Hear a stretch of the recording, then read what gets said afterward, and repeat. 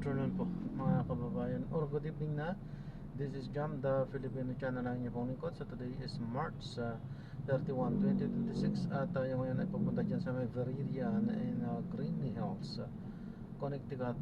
Green Hills, San Juan po yan. At dadalhin po natin sa may Magsaysay Street, Barangay 123, Caloocan City. Sa may Barangay 123, Grace Park East, Caloocan. Okay? Magbabalik po tayo mamaya konti po pag nakuha na po natin sila. Disclaimer lamang po, ang content po natin ay kalsada at hindi ang passenger. Kaya nga naman sakaliwan po namin marinig kaya mga pangalan ng lugar, pangalan ng tao, pangalan ng organizations, government o private man yan, ay wala pong kinalaman ng channel na ito at wala pong pinapatungkulan. Lahat po ng pinag-uusapan dito ay pawang dito lamang po yan sa loob at wala pong pinapatungkulan sa kasabi ko. Magbabalik po tayo mamayang unti pag nakuha na po natin sila. Samantala, makinig tayo ng mga nagbabagong balita at talakayan na habang tayo ay papunta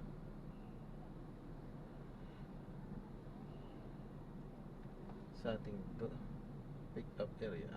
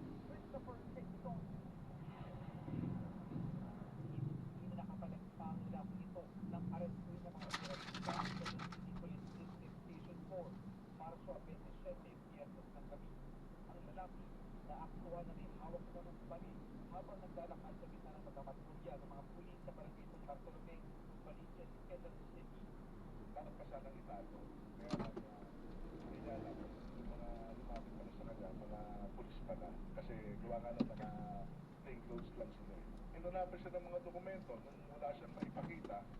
Inares ang lalaki at pinagkita ang kalit na 38 baril. Pinaka-statistic na rin namin.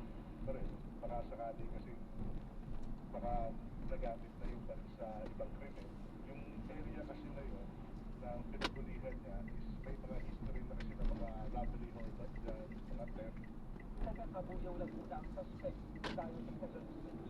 Matik pinasagot ng suspect ang tanongin kung saan nakuha ang baril. Ay bibisitahin lang kung saan nakamagana. Wala na pa kung nakakulong sa Kabastugan Facility ng QCPD Station 4 ang suspect na kinasuhan ang reklamong paglabas sa Comprehensive Firearms Ammunition Regulation Act. Christopher Simpson, ABS-CBN. Nasabat ng Bureau of Customs sa 5 kilong shabu sa dalawang warehouses sa Pasay noong March 2 at March 27. Ayon kay Customs Commissioner Ariel Nepomuceno, aabot ang halaga ng illegal na droga sa 38 milyong piso. Itinago ang mga ito sa mga jackets, medical supplies at metal rolls. Sinasabi ng galing ang mga kontrabando mula Africa, Pakistan at Canada at iniuugnay din sa malalaking international syndicate. Tinututukan din ng DOC ang umano'y modus sa pagtatago ng illegal na droga sa mga balikbayan box na karamihan ay galing Amerika.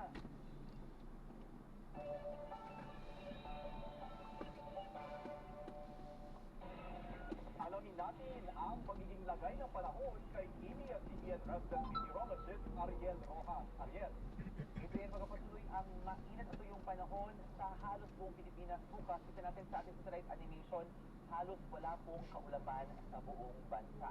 Ngayong Martes ng hapon, umalo sa 47 degrees Celsius ang init ito namang init ng ating katawan. May base po sa epekto ng alinsangan, dyan yan na-record sa amin sa Miracan, Duane. Pasok na po yan sa delikadong antas o danger level kung saan pwede na magkaroon ng heat stroke at heat exhaustion. Ang patuloy pong exposure sa kanyang kondisyon pwede na rin mauwi sa heat stroke. Bukas sa danger level pa rin po ang index dyan sa Mirac sa 45 degrees Celsius, 41 degrees Celsius naman sa Cotabato City at 40 degrees Celsius sa Dagupan City, Mapusaw, Capiz at Zamboanga City. Aatras na po ang range o extension ng high pressure area patungo sa Mahilagang Silangan, pero patuloy pa ang pag-isip ng mailasahan mula sa Pasipiko yung easterly o lumagsa sa ating kapuluan. At sa rainfall forecast ng The Weather Company para bukas, April 1, Miyerkules Santo, sa Mindanao iaasang mga pagulan sa umaga sa Mindanao del Norte, Misan Occidental, Zamboanga del Sur at Zamboanga Sibugay. Meron din karagdagan ng mga pagulan sa hapon sa ilang bahagi ng eastern, southern at western Mindanao at pagsapit po ng gabi meron pang kaunting ulan sa ilang lugar sa Lanao at Maguindanao provinces. Maghapong maaraw at yun naman ang panahon sa Kabisayaan, pero pagsapit po ng gabi posibleng mga kaunting pagulan sa ilang lugar sa eastern Samar at sa Leyte province. May din po at maghapong walang aasahang mga pagulan sa buong probinsya ng Palawan. May naman sa Luzon, mainit po at tuyo ang panahon ng maghapon sa maraming lugar, pero pagsapit ng hapon merong posibleng mga pagulan dito po sa may Western Cordillera at sa Ilocos Region at sa gabi naman dito sa may bahagi po ng Central Luzon, posible ang mga pagulan. Tayo sa Metro Manila, maaraw at mainit po ang panahon at walang aasahang pagulan hanggang pagsapit ng gabi. At yan ang update sa lagay ng panahon. Ako po si Ariel Rojas. Ingat sa pamilya. Umarangkada na ang pista ng Moriones sa Pola Oriental Mindoro ngayong Semana Santa. Agaw pansin ang mga kalahok na naglilid hango sa mga sinaunang Romanong sundalo o centurion. Nayon itong isatula ang kwento ng centuryong Romano na naging kristiyano. Ang pinakabatang kalahok ay 2 taong gulang, habang ang pinakamatanda ay 77 years old.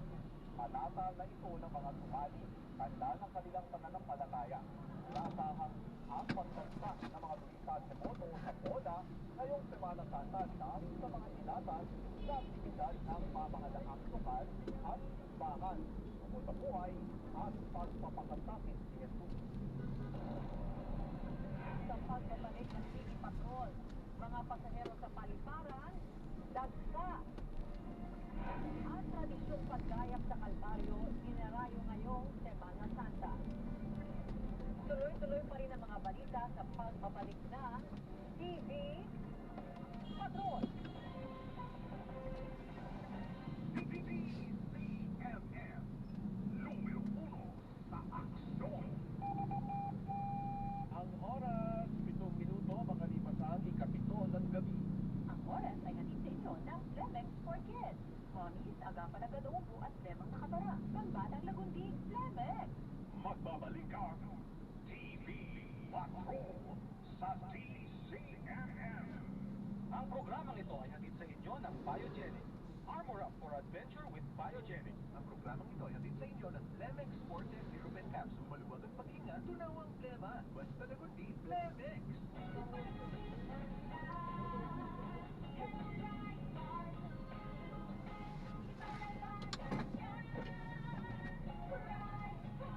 Bright Bar Blue with powerful clean away enzymes. Malupit magtanggal ng dumit mancha, pero di masakit sa kamay.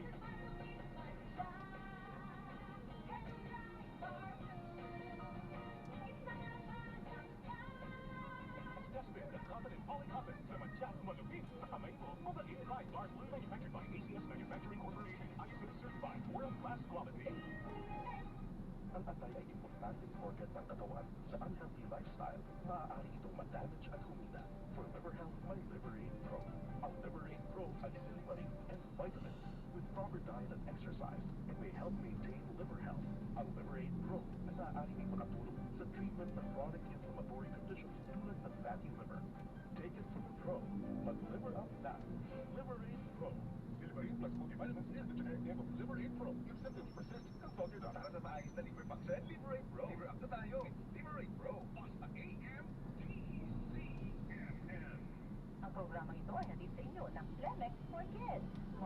agapan ng dadaupo at lemang nakatara. Pambatang lagundi, plebe. Mula sa number 1, Smart Dishwashing Base. Ang galing-galing mo. Smart dishwashing base ko. Dito ulam na matebo. Plato ang kaldero. Galing mo everyday. Yan, pag Smart ang dishwashing base. May double tanggaling formula. Tanggal galing ang sebo at bacteria. Ay, para walang mainitin sa plastic ka. Meron ang plastic ka pa matutunan. Ang galing-galing mo. Smart dishwashing base. Heavy duty ladies, tawag tayo. Smart Dishwashing Base, manufactured by ACS Manufacturing Corporation, ISO certified, world-class quality. Tony Pangilinan here. Every day is a new adventure. That's why I armor up with biogenic alcohol. Biogenic cake. Savor the moment. Here, guys. And feel the vibe. All while staying protected. Armor for adventure with biogenic. Isopropyl alcohol is the generic name of biogenic. If symptoms persist, consult your doctor. Donnie Pangilinan here. Remember to armor up for adventure with biogenic. Isopropyl alcohol is the generic name of biogenic. If symptoms persist, consult your doctor. Balikan mo, Pilipino! Pumapalo! Sa DCMM Radyo Patrol sa Istreta! Narito ang bantay lakbay din para sa mga bibiyahe ngayong Semana Santa. Siguraduhin may tao o may mapagkakatiwalaang bantay sa inyong tahanan kung kayo ay aalis. Sarang mabuti ang mga pinto at bintana ng bahay. Siguraduhin mabuti ang inyong biyahe sa bus, barko o eroplano. At huwag nang magdalas ng mga hindi naman kakailanganing gamit. Isang paalala ko mula sa DCMM Radyo Patrol sa Istreta at DCMM Teleradyo.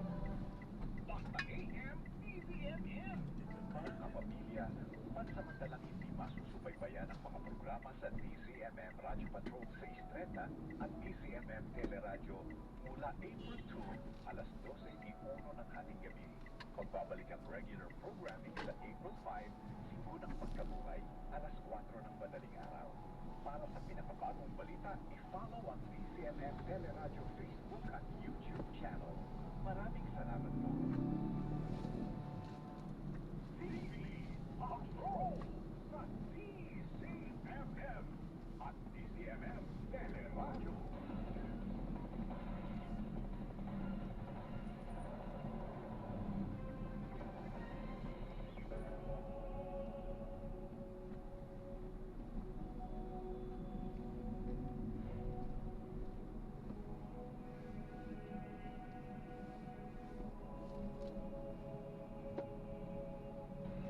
Inaasahan bababa ang bilang ng mga pasahero sa mga paliparan ngayong Holy Week kahit na patuloy na tumataas ang presyo ng langis. Alamin natin ang sitwasyon sa Ninoy Aquino International Airport site mula sa Terminal 3. Nagpapatrol si Jackie Pascual. Jackie, marami pa rin ba mga pasahero dyan na bibiyahe ngayong Semana Santa? Adrian, maraming pasahero pa rin ang iputuloy ang kanilang biyahe pa-probinsya o abroad ngayong Holy Week. Yung iba kasi hindi yan nakapag-book na ng ticket bago pa man umaas ang presyo ng langis. At yung iba naman ay gustong lumuwas para makapagpahinga. Doble man ang tinaas ng presyo ng ticket pa Hong Kong pinasal sa kanyang pamilya. Itutuloy pa rin nila ang biyahe at nagtitis na lang sa pagkain. Inuloy kasi nag-promise na ako sa mga anak ko. Sige, mag-service sila niya. Sabi ko matagalan. Wala na akong magagawa. Ilan na sila sa libon ng pasaherong paalis o dumating sa Liya ngayong Martes Santo. Inaasahan ng new Nigerian Perform o NNIC na aabot na rin sa 1.35 billion ng mga pasahero ang dadaan sa Liya mula March 28 hanggang April 5. Ito ay sa kabila ng giyera sa Middle East na naka-apekto sa mga flights. May pila sa check-in counters, security check at maging sa immigration. Dagdag ng Civil Aviation Authority of the Philippines, marami pa rin pasahero ngayong Semana Santa sa kabila ng pagtaas ng presyo ng langis dahil karamihan ay maagang nakatili ng ticket. Kaya nakahanda na ang lahat ng paliparan sa bansa. Nabili na yan at nabook in advance, ano? Even yung mga hotel nila, siyempre hindi naman nila po pwedeng sayangin yan. Kaya we expect yung regular naming yearly na 7 to 10% increase. Inanunsyo rin ng Philippine Airlines, Pacific at AirAsia na may sapat silang jet fuel hanggang sa mga susunod na buwan. Kaya tuloy-tuloy pa rin ang mga flights. Nakadagdag rin sa mga pasahero ngayong araw ang pagdating ng halos 100 repatriated OFWs mula Kuwait na nag-land rin pa papuntang Saudi Arabia para makasakay ng flight pa Pilipinas. Sobrang saya po kasi kung hindi tayo nito, matagal na po ako gusto umuwi pero yun lang, walang tumutulong sa akin. Wala akong pera. Nung nasa Kuwait pa lang po kami, maayos po kung nila kami tinulungan. Dahil ang mga mananampalataya ang aral sa likod ng tradisyong ito. Yung importance na siguro sa Catholic faith is yung doon kasi natin makukuha ang makapag-reflect sa sa paghihirap, sa pagkamatay, sa kapagkabuhay ng Kristo. Kaya para sa mga gaya ni John at kanyang pamilya, isa ng banal na gawain ang pagtatayo ng umol o kalbaryo na kailangan mapanatiling buhay hanggang sa susunod nilang sanitahin. Nag-aalasyon na ng simula ng posisyon dito sa St. Paul and Peter Parish dito sa Poblasyon.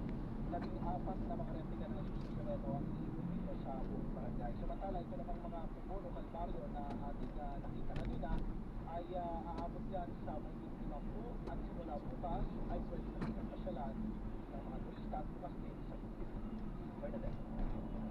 Maraming salamat, Jessie Cruzat. Susunod, ilang consumer bumalik sa paggamit ng kahoy at uling dahil sa pagmahal ng LPG. At biodiesel mula sa gamit ng mantika ng Lechon Manok, inilunsad. Abangan ang iba pa mga balita sa pagbabalik ng TV Patrol.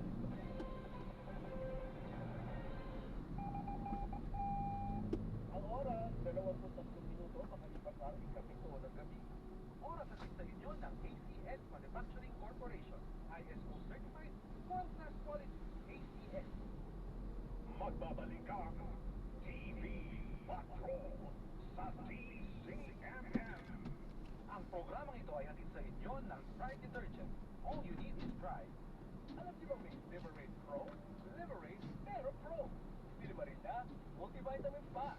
Ang Liberate Pro ay an acid protector. With proper diet and exercise, it may help maintain liver health. What's more, ang Liberate Pro ay maaari ding makatulong sa treatment of chronic inflammatory conditions tulad ng fatty liver. Remember, Liberate Pro. Liver up na tayo. Liberate Pro. Silverin plus multivitamins is the generic name of Liberate Pro. Yung symptoms persist sa powder na Proteksyon at tulong sa tayo. Liberate Pro. May siliberate. May multivitamins pa. Liver up na tayo with Liberate Pro.